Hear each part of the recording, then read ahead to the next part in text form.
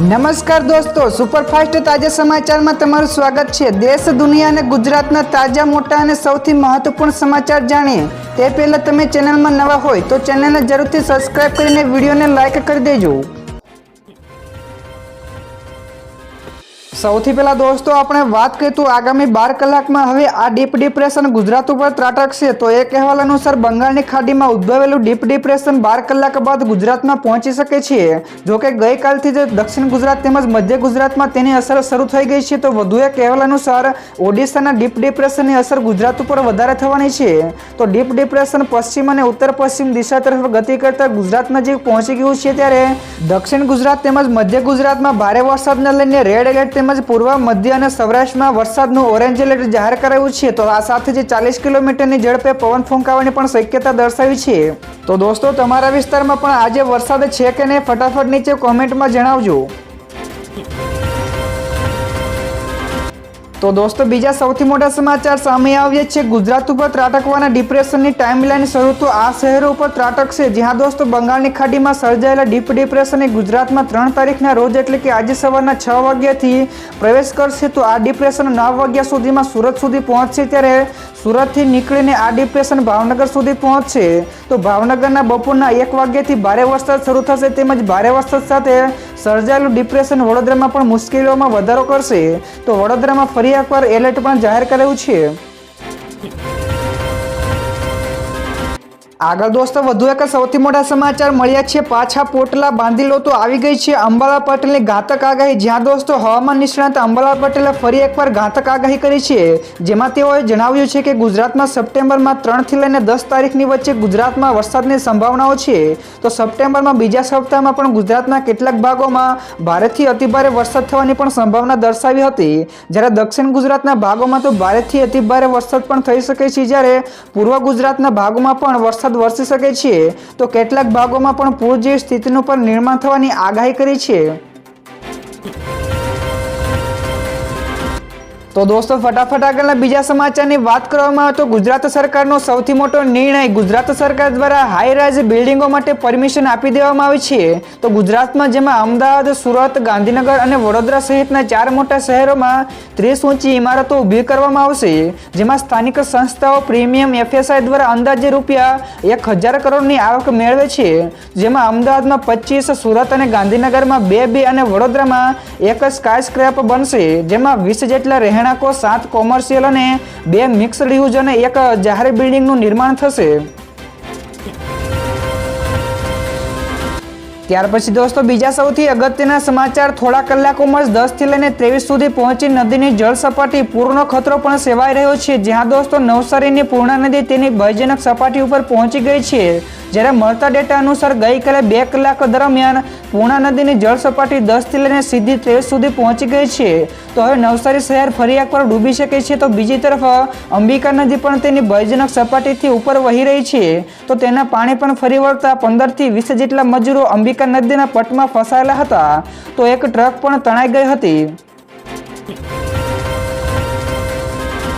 ત્યારબાદ દોસ્તો બીજા સૌથી મહત્વપૂર્ણ સમાચાર મળ્યા છે। 2817 કરોડના ડિજિટલ એગ્રીકલ્ચર મિશનને મળી મંજૂરી। જ્યાં દોસ્તો 2817 એટલે કે 2817 કરોડના ડિજિટલ એગ્રીકલ્ચર મિશનને મંજૂરી મળી ગઈ છે। તો મોદી સરકારની કેબિનેટની બેઠકમાં મહત્વપૂર્ણ નિર્ણયો લેવામાં આવ્યા છે, જ્યારે કેન્દ્રીય મંત્રી અશ્વિની વૈષ્ણવે જણાવ્યું હતું કે ખેડૂતોના જીવનને સુધારવા અને તેમની આવક વધારવા માટે 7 મોટા નિર્ણયો લેવામાં આવ્યા છે। જેમાં પહેલું છે કે ડિજિટલ એગ્રીકલ્ચર મિશન છે। તો બીજા નિર્ણય ખોરાક અને પોષણ સુરક્ષા સાથે સંબંધિત છે। તો આવા કુલ 7 નિર્ણયો લેવામાં આવ્યા છે। તો દોસ્તો ત્યાર પછી આગળના બીજા સમાચારની ઝડપથી વાત કરવામાં આવે તો ગુજરાત ઉપર ફરી એકવાર આફત મંડરાઈ રહી છે। તો 4 સિસ્ટમો એક સાથે સક્રિય થઈ છે। જ્યાં દોસ્તો મેઘરાજાએ રાજ્યમાં થોડા સમય માટે વિરામ લીધો, ત્યાર પછી વિરામ બાદ ફરી એકવાર સટાસટી બોલાવી રહ્યા છે। તો ગઈકાલે મધ્ય ગુજરાત તેમજ દક્ષિણ ગુજરાતમાં વરસાદી માહોલ જામ્યો હતો। તેવામાં હવામાન વિભાગના જણાવ્યા અનુસાર હાલમાં ગુજરાત ઉપર એક સાથે વરસાદની 4 સિસ્ટમો સક્રિય છે, જેના કારણે રાજ્યમાં આગામી વિવિધ જિલ્લાઓમાં સમયમાં ક્યાંક મધ્યમ તો ક્યાંક ભારે અને ક્યાંક અતિભારે અને અત્યંત ભારે વરસાદની શક્યતાઓ છે। તો ઓડિશા પાસે જે ડીપ ડિપ્રેશન સર્જાયું હતું તે હાલમાં પૂર્વ અને મધ્ય ગુજરાત ઉપર સક્રિય થયું છે। તો દોસ્તો ત્યારબાદના બીજા સૌથી અગત્યના સમાચાર, નીતિન ગડકરીનું મોટું નિવેદન, કહ્યું કે ડીઝલ કાર બનાવવાનું બંધ કરો. જી હા દોસ્તો, કેન્દ્રીય મંત્રી નીતિન ગડકરીએ એક કાર્યક્રમ દરમિયાન ડીઝલને લઈને મોટી વાત કહી છે. તેમણે કહ્યું કે જો ડીઝલ વાહનોનું ઉત્પાદન જલ્દી બંધ કરવામાં નહીં આવે તો હું આ વાહનો ઉપર એટલો ટેક્સ લગાવી દઈશ કે તેનું વેચાણ કરવું પણ મુશ્કેલ થઈ જશે. એટલે કે આપણે ટૂંક સમયમાં જ પેટ્રોલ અને ડીઝલ છોડીને પ્રદૂષણ મુક્ત થવા માટે નવા માર્ગ ઉપર ચાલવું પડશે. તો દોસ્તો નીતિન ગડકરીના આ નિવેદન વિશે તમારે શું કહેવું છે? ફટાફટ નીચે કોમેન્ટમાં જણાવજો. ત્યારબાદના દોસ્તો બીજા સૌથી મહત્વપૂર્ણ સમાચાર સામે આવ્યા છે. એસબીઆઈએ ફાસ્ટેગની નવી ડિઝાઇન લોન્ચ કરી છે. જ્યાં દોસ્તો એસબીઆઈએ તેના ફાસ્ટેગ માટે નવી ડિઝાઇન લોન્ચ કરવામાં આવી છે. તેનો ઉદ્દેશ્ય મુસાફરો માટે મુસાફરીનો સમય ઘટાડવાનો છે. જ્યારે 30 ઓગસ્ટ 2024ના રોજ એસબીઆઈએ એક અખબારી યાદીમાં જણાવ્યું હતું કે બેંકે એસબીઆઈ ફાસ્ટેગ માટે વાહન શ્રેણી VC04 શ્રેણીમાં નવી ડિઝાઇન રજૂ કરી છે. તો અદ્યતન ફાસ્ટેગની ડિઝાઇન વાહનોની ઓળખ અને ટોલ વસૂલવાની ક્ષમતાને વધારે છે, જેનો હેતુ મુસાફરીનો સમય ઘટાડવાનો છે.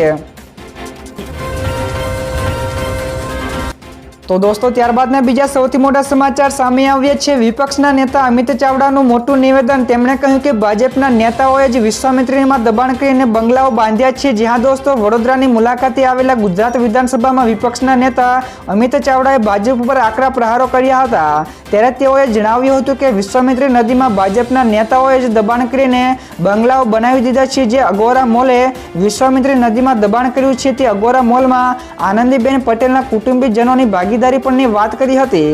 તો આ સાથે વિશેષમાં કહ્યું હતું કે આ કુદરતી નહીં પરંતુ સરકાર સર્જિત પૂર છે. તો દોસ્તો અમિત ચાવડાનું આ નિવેદન સાચું છે કે ખોટું? ફટાફટ એટલે જલ્દીથી નીચે કોમેન્ટ કરજો. તો દોસ્તો ત્યારબાદ ફટાફટ આગળના બીજા સમાચારની વાત કરવામાં આવે તો સુપ્રીમ કોર્ટને મળ્યું નવતર ચિહ્ન અને ધ્વજ. જ્યાં દોસ્તો રાષ્ટ્રપતિ દ્રૌપદી મુર્મુએ રવિવારે ભારત મંડપમ ખાતે આયોજિત જિલ્લા ન્યાયતંત્ર રાષ્ટ્રીય પરિષદના સમાપન સમારોહમાં સુપ્રીમ કોર્ટના નવા ધ્વજ અને પ્રતીકનું વિમોચન કર્યું હતું. જ્યારે આ ધ્વજમાં સંસ્કૃત શ્લોક યતો ધર્મસ્તતો જય લખાયેલું છે, જેનો અર્થ એ થાય છે કે જ્યાં ધર્મ હશે ત્યાં વિજય થશે. તો આ સિવાય ધ્વજની ટોચ ઉપર એક અશોક ચક્ર છે, જ્યારે મધ્યમાં સુપ્રીમ કોર્ટની ઇમારત છે અને નીચેની બાજુ બંધારણનું પુસ્તક પણ છે. ત્યાર પછી દોસ્તો આગળ વધુ એક સૌથી મોટા સમાચાર સામે આવ્યા છે. આંધ્રપ્રદેશ અને તેલંગાણામાં પૂરનો કહેર જોવા મળ્યો, જ્યારે 20થી વધારે લોકોના મોત થયા છે. જ્યાં દોસ્તો આંધ્રપ્રદેશ અને તેલંગાણામાં છેલ્લા 3 થી 4 દિવસમાં ભારેથી અતિભારે વરસાદ વરસી રહ્યો છે, જેના કારણે આંધ્રપ્રદેશના ઘણા બધા ભાગોમાં પૂરની ગંભીર સ્થિતિ બની છે. તો બંને રાજ્યોમાં લગભગ 20 કરતાં વધારે લોકોના મોત થઈ ચૂક્યા છે. અત્યંત ભારે વરસાદના કારણે સ્થિતિ ખૂબ જ ખરાબ છે. તો શાળા અને કોલેજોમાં પણ બંધ કરી દેવામાં આવી છે. તે જ સમયે રેલવે દ્વારા પણ 99 જેટલી ટ્રેનોને પણ રદ કરી દેવામાં આવી છે, જ્યારે 54 જેટલી ટ્રેનોના રૂટ પણ બદલી દેવામાં આવ્યા છે. ત્યારે લોકોને સાવચેત રહેવા માટે પણ કહેવામાં આવી રહ્યું છે. ત્યારબાદના દોસ્તો બીજા સૌથી મહત્વપૂર્ણ સમાચાર મળ્યા છે. સોના અને ચાંદીના ભાવમાં થયો ઘટાડો. જી હા દોસ્તો, અઠવાડિયાના પહેલા દિવસે એટલે કે ગઈકાલે સોના ચાંદીના ભાવમાં ઘટાડો જોવા મળ્યો. ત્યારે સ્થાનિક બજારના મલ્ટી કોમોડિટી એક્સચેન્જ ઉપર ચાંદીના ભાવમાં પણ ભારે ઘટાડો નોંધાયો છે. તો શુક્રવારની સરખામણીએ લગભગ ₹900 પ્રતિ કિલોની સસ્તી થઈ છે. તો ઇન્ડિયા બુલિયન એન્ડ જ્વેલર્સ એસોસિએશનના અધિકૃત વેબસાઇટ iBazaar.com અનુસાર રેટ જોઈએ તો 999 પ્યોરિટી વાળું 10 ગ્રામ સોનું ગઈકાલે ₹521 તૂટીને 71,437 રૂપિયા ઉપર પહોંચી ગયું છે.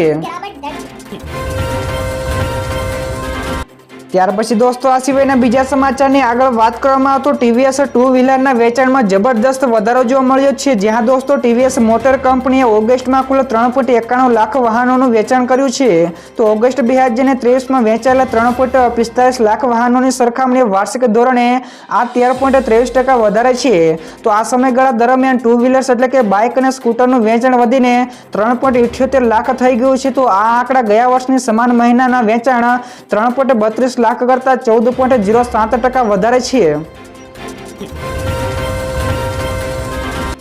તો દોસ્તો ત્યારબાદના બીજા સૌથી મહત્વપૂર્ણ સમાચાર સામે આવ્યા છે। સ્ટાઇપેન્ડ મુદ્દે ડોક્ટરોએ ગઈકાલથી હડતાલ શરૂ કરી છે, જ્યાં દોસ્તો 6 જેટલી સરકારી અને મ્યુનિસિપલ હોસ્પિટલોના 1500થી વધારે ડોક્ટરોને ગઈકાલથી હડતાલ ઉપર ઉતર્યા છે। તો હડતાલને કારણે ઇમરજન્સી સેવા પણ નહીં મળે અને 10,000 જેટલા ઓપીડી પણ રદ થશે।